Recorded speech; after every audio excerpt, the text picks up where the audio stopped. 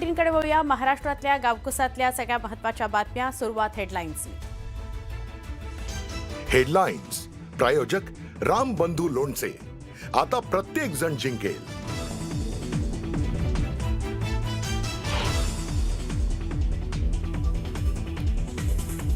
राज्यातील जिल्हा परिषद आणि पंचायत समित्यांच्या निवडणुकांची घोषणा याच आठवड्यात होण्याची शक्यता। वरिष्ठ सूत्रांची माहिती।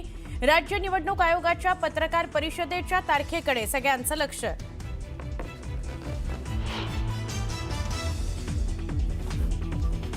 मनसेचे कट्टर नेते संतोष धुरींनी घेतली मुख्यमंत्री देवेंद्र फडणवीस यांची भेट।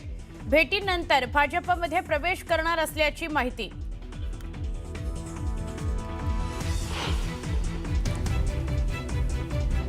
तुम्ही पालकमंत्री आणि 5 वर्षात तुम्ही काय केलं हे विचारतात। अजित पवार या शहरातील जनता खुळी नाही। मंत्री चंद्रकांत पाटलांकडून उपमुख्यमंत्री अजित पवारांना उत्तर।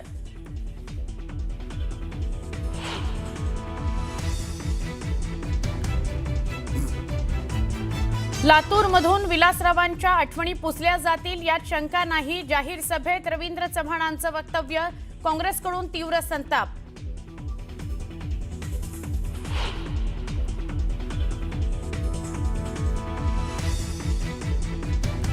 वीस वर्ष मुंबईत भाजप ठाकरेंसोबत सत्तेत होतं तेव्हा अनेक पदं उपभोगली।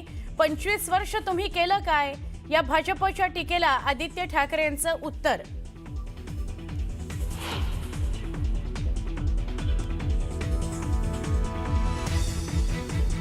नवनीत राणांकडून काल भाजप तर आज युवा स्वाभिमानी पक्षाच्या उमेदवाराचा प्रचार। नवनीत राणा नेमक्या कुणाच्या बाजूने चर्चांना उधाण।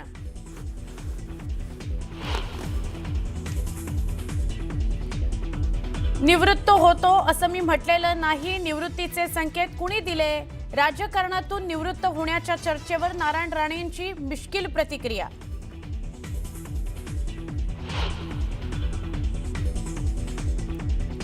महाराष्ट्र क्रिकेट असोसिएशनच्या निवडणुकीला मुंबई उच्च न्यायालयाची स्थगिती। रोहित पवार यांना धक्का। नातेवाईक, राजकीय व्यक्ती आणि कार्यकर्त्यांची नावं मतदार यादीत घुसवल्याचा रोहित पवारांच्या विरोधात आरोप।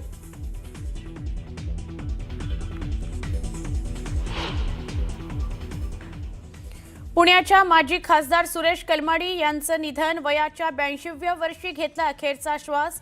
दीर्घ आजारानं सुरेश कलमाडी यांचं निधन।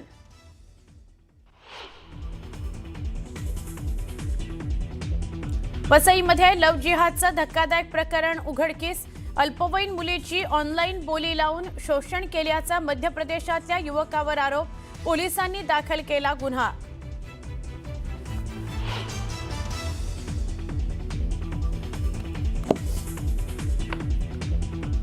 बांगलादेशात हिंदू महिलेवर सामूहिक अत्याचार। अत्याचारानंतर पीडितेला झाडाला बांधून केली मारहाण।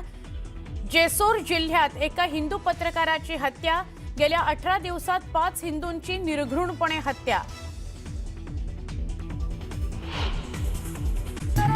तिला काही सविस्तर बातम्या बघूयात। राज्यभरातील 29 महानगरपालिकांची रणधुमाळी सुरू असतानाच आता जिल्हा परिषद आणि पंचायत समितीच्या निवडणुकांच्याही तयारीला सुरुवात झालेली आहे। दोन्ही स्थानिक स्वराज्य संस्थांच्या निवडणुकांची घोषणा याच आठवड्यात होणार असल्याची माहिती सूत्रांनी दिली आहे। विशेष म्हणजे 50% आरक्षणाची मर्यादा न ओलांडणाऱ्या स्थानिक स्वराज्य संस्थांच्या निवडणुका यावेळी घोषित करण्यात येणार आहेत। निवडणुकांसंदर्भात 21 जानेवारीला सर्वोच्च न्यायालयामध्ये सुनावणी होणार असून यावेळी मिळणाऱ्या निर्देशांनुसार उर्वरित परिषद आणि समित्यांच्या निवडणुकांचा निर्णय घेण्यात येणार आहे। राज्यात 32 जिल्हा परिषदा आणि 336 पंचायत समित्या आहेत। त्यापैकी 17 परिषदा आणि 88 समित्यांमध्ये 50%हून अधिक आरक्षणाची मर्यादा ओलांडण्यात आलेली आहे। त्यामुळे आरक्षणाच्या मर्यादेत असलेल्या स्थानिक स्वराज्य संस्थांच्या निवडणुका घेण्याचं नियोजन निवडणूक आयोगानं सुरू केलेलं आहे। गरज पडल्यास सर्वोच्च न्यायालयाकडून उर्वरित ठिकाणांच्या निवडणुका घेण्याकरता मुदतवाढ मागून घेण्याचा विचारही राज्य निवडणूक आयोगाकडून सुरू असल्याचं कळतंय।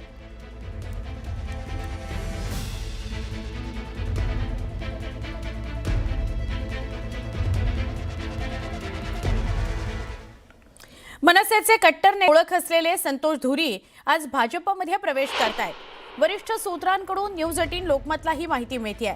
मनसेत नाराज असलेल्या संतोष धुरी यांनी अखेर भाजपमध्ये जाण्याचा निर्णय घेतलेला आहे। संतोष धुरी भाजपमध्ये प्रवेश करणार असल्यानं भाजपनं मनसेला मोठा धक्का दिलेला आहे। वॉर्ड क्रमांक 194 मधून निवडणूक लढवण्याकरता संतोष धुरी इच्छुक होते, पण ही जागा ठाकरेंच्या शिवसेनेकडे गेली। ठाकरेंच्या शिवसेनेनं निशिकांत शिंदे यांना उमेदवारी दिली आहे। त्यामुळे इथं त्यांचा सामना एकनाथ शिंदे यांच्या शिवसेनेचे समाधान सरवणकर यांच्याशी होणार आहे। पुणे महानगरपालिका निवडणुकीमध्ये दोन दादांमध्ये जुंपलेली असताना आज मुख्यमंत्री देवेंद्र फडणवीसांनी इथं सभा घेतली, म्हणजे काल सभा झाली। यावेळी फडणवीसांनी जोरदार टोलेबाजी केली, शेरोशायरी केली आणि निवडणुकीत विरोधकांना पाणी पाजणारच असा इशारा सुद्धा दिला। खरं म्हणजे पुण्याची निवडणूक हळूहळू गरम होते। ते दादा बोलतायत, हे दादा बोलतायत, अण्णा बोलतायत। आता जरा निवडणुकीला रंग भरतोय। पण खरं तर मी असं म्हणेन की चर्चा ही जेवढी मागे जाईल तेवढा या ठिकाणी अनेकांना आपण काय केलं हे सांगावं लागेल आणि मग त्यातनं अनेक अडचणी निर्माण होतील।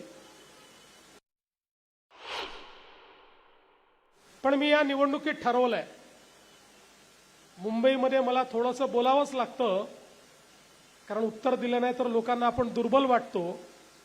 पण बाकी माझा निवडणुकीचा फोकस हा पूर्ण विकासावर आहे।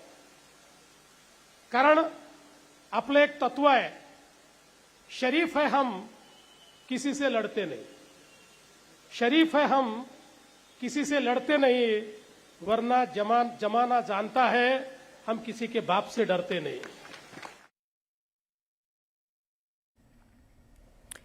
महाराष्ट्रात राहणारा प्रत्येक माणूस हा मराठी तर देशात राहणारा प्रत्येक जण हिंदूच आहे, असं वक्तव्य राज्याचे महसूल मंत्री चंद्रशेखर बावनकुळेंनी लातूरमध्ये केलं। त्यांच्या वक्तव्यामुळे वाद होण्याची शक्यता आहे। मुंबईचा महापौर पदाबाबत बावनकुळेंनी सस्पेन्स वाढवलाय। मराठी महापौर करणार असा दावा ठाकरे बंधूंनी केलाय, पण निवडून आल्यानंतर महापौराबाबत ठरवू असं बावनकुळे म्हणाले। त्यामुळे मराठी महापौर आणि प्रत्येक व्यक्ती हिंदू आहे या बावनकुळेंच्या मुद्द्यावरून नवा वाद होण्याची चिन्ह आहेत।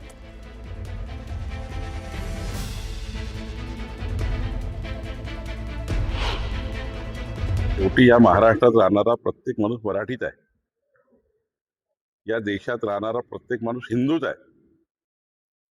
त्यामुळं हा आता याच्यावर उहापोहा करणे की कोण महापौर होणार, शेवटी निवडून ते उद्या, निवडून आल्यावर मग पार्लमेंटरी बोर्ड आहे, आमचा पक्ष ठरेल, पक्ष बसेल, आमचे त्या ठिकाणी सर्व पार्लमेंटरी बोर्डाचे लोक बसतील, त्यातनं मग महापौराची निवड होईल।